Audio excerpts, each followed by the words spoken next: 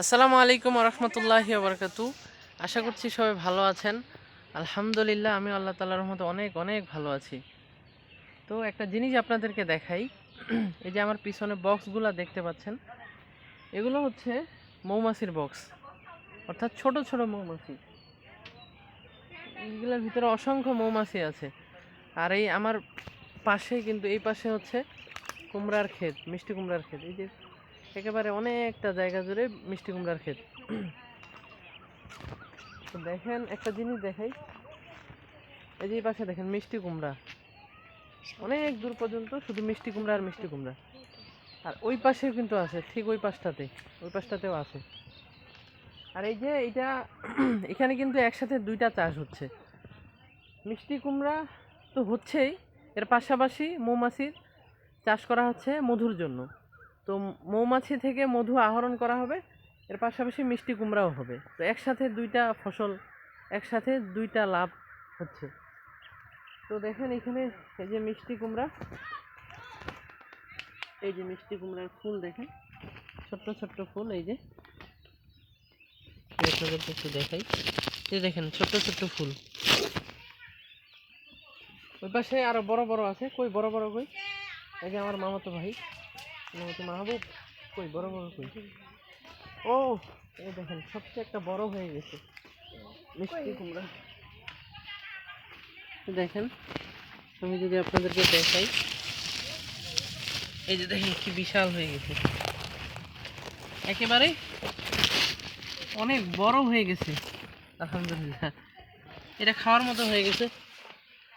আর এখানে আরো আছে, ওই যে এরকম পুরা জায়গার মধ্যে এরকম মিষ্টি কুমড়ার যে ফুলগুলো আছে, এই ফুলের মধ্যে মৌমাছিগুলোকে প্রথমে ঢুকিয়ে দেওয়া হয় ফুলের মধ্যে। এরপরে ওইখানে কিছুদিন থাকে, থাকার পরে এরপরে বাক্স দেওয়া হয়েছে।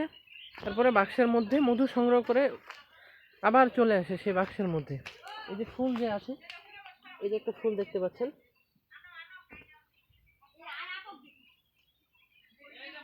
এই ফুলের এটার মধ্যেও আছে কিন্তু। তো যে দেখেন ওইখানেও আছে অনেক, মানে এখনো ফুল আছে। আর অনেক ভালো লাগলো, সচক্ষে দেখলাম এরকম মৌমাছি, এবং সচক্ষে দেখলাম এরকম মৌমাছি আর মধুর চাষ। আগে অনেক নেটে দেখেছি, অনলাইনে দেখেছি, কিন্তু এখন সরাসরি দেখলাম, দেখে আলহামদুলিল্লাহ ভালো লাগছে। যে আমি একটু কাছ থেকে যদি দেখাই আপনাদেরকে,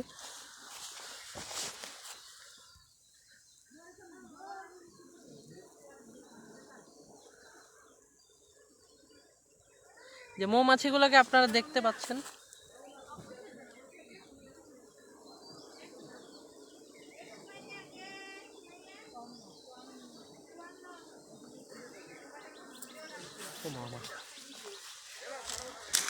বেশি কাছে যাচ্ছি না, ভয় লাগছে, কারণ কামড়ানোর সুযোগ আছে, কাছে গেলে ওরা কামড়াবে। এই পাশে 4টা বক্স,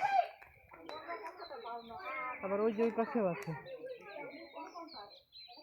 ওই পাশেও 4-5টা আছে। এই যে এটা বক্স, এই ঘরটা, এটা ঘরের ভিতরে কিন্তু আলু আছে। তো আসলে এইভাবে কিন্তু লাভ হয়, একসাথে 2-3টা ফসল একসাথে পাওয়া যাচ্ছে,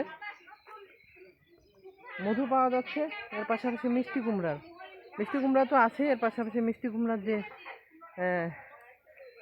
ছোট্ট ছোট্ট জ্বালা মিষ্টি কুমড়ার যে একেবারে কচি লতা আছে, সেগুলোও কিন্তু খাওয়া যায়। তো যে দেখেন কি বড় বড় আলু, আমার ভাবি আমাকে দিল এই আলুটা, বলেছে যে তুই পটেটো বানায় খাইস। আসলে এই আলু দিয়ে কিন্তু পটেটো বানায় খাওয়া যায়। পটেটো বলতে আলুটাকে আগে সিদ্ধ করতে হয়, গরম পানিতে, এরপরে পাতলা পাতলা স্লাইস করে কেটে এরপরে রোদের মধ্যে শুকাইতে হয়। তো আকাশের অবস্থা কিন্তু আজকে মোটামুটি ভালো আছে। তো খুবই ভালো লাগলো ওই জিনিসটা দেখে, যে মিষ্টি কুমড়ার পাশাপাশি মধু চাষ করা হচ্ছে, মৌমাছি। তো আলহামদুলিল্লাহ, আসলে এরকম বুদ্ধি করে আমাদের অর্থনীতিকে কিন্তু আমরা এগিয়ে নিতে পারি। আরও বুদ্ধি খাটিয়ে এরকম উদ্যোক্তা হওয়ার দরকার, কিন্তু এই যে আলু বাংলাদেশের জাতীয় খাবার, তরকারির মধ্যে জাতীয় খাবার হচ্ছে আলু বাংলাদেশের মানুষের।